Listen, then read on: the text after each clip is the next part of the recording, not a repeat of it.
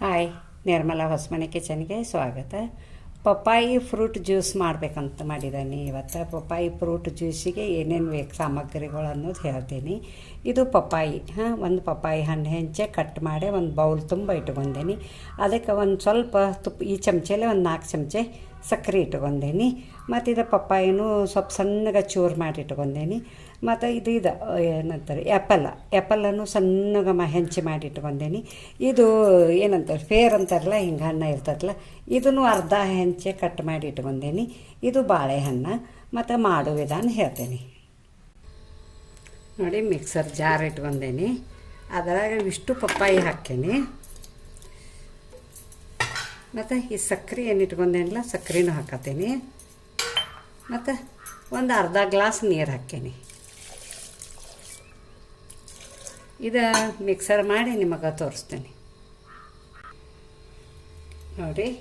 ಒಂದು ಬೌಲ್ ಇಟ್ಕೊಂಡೇನಿ. ಅದರಾಗ ಬಾಳೆಹಣ್ಣು ಹಾಕ್ತೀನಿ. ಬಾಳೆಹಣ್ಣು ಒಂದು ಸ್ವಲ್ಪ ಕೈಲೇನ ಮ್ಯಾಶ್ ಮಾಡ್ತೀನಿ. ಇವು ಏಲಕ್ಕಿ ಬಾಳೆಹಣ್ಣು ಅಲ್ಲ, ಒಂದು ಸ್ವಲ್ಪ ಗಟ್ಟಿ ಇರ್ತಾವೆ. ಅದಕ್ಕೆ ಇದು ಕೈಲೇ ಒಂದು ಸ್ವಲ್ಪ ಮ್ಯಾಶ್ ಮಾಡಿ ಹಾಕ್ತೀನಿ ನೋಡಿ. ಬಾಳೆಹಣ್ಣು ಹಿಂಗೆ ಕೈಲೇ ಕಿಂಚಿದನ್ನು ನಿಮಗೆ ಬೇಕಂದ್ರೆ ಸಣ್ಣ ಪೀಸ್ ಮಾಡಿ ಹಾಕ್ಕೋಬೋದು, ನಡಿತೈತಿ ನೋಡಿ. ಇದನ್ನು ಇದ್ರದ್ದು ಪಪ್ಪಾಯಿದೇನು ಮಿಕ್ಸರ್ ಮಾಡಿದನಲ್ಲ ಅದರಾಗ ಹಾಕಾಕತ್ತೀನಿ.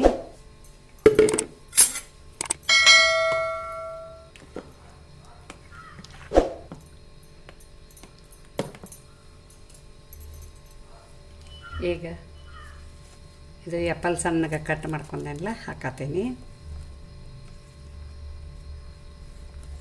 ಮತ್ತು ಫೇರ್ ಅಂತಾರಲ್ಲ, ಅದು ಹಣ್ಣನ್ನು ಕಟ್ ಮಾಡಿದ್ದೀನಿ ಹಾಕ್ಕೋತೀನಿ. ಮತ್ತು ಇದು ಪಪ್ಪಾಯಿ.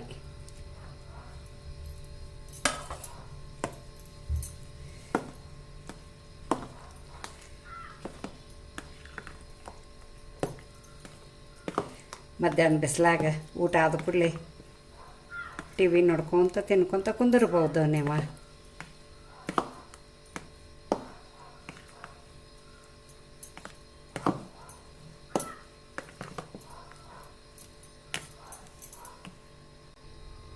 ನೋಡಿ, ಪಪ್ಪಾಯಿ ಫ್ರೂಟ್ ಜ್ಯೂಸ್ ರೆಡಿ ಆಯ್ತು. ಮತ್ತು ಈಗ ಗ್ಲಾಸ್ದಾಗ ಸರ್ವ್ ಮಾಡೋದು ತೋರಿಸ್ತೀನಿ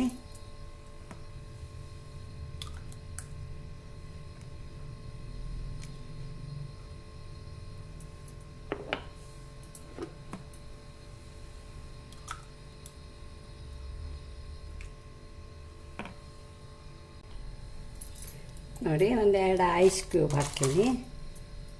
ನಿಮಗಿಷ್ಟ ಇದ್ರೆ ಹಾಕ್ಕೊಳ್ಳಿ.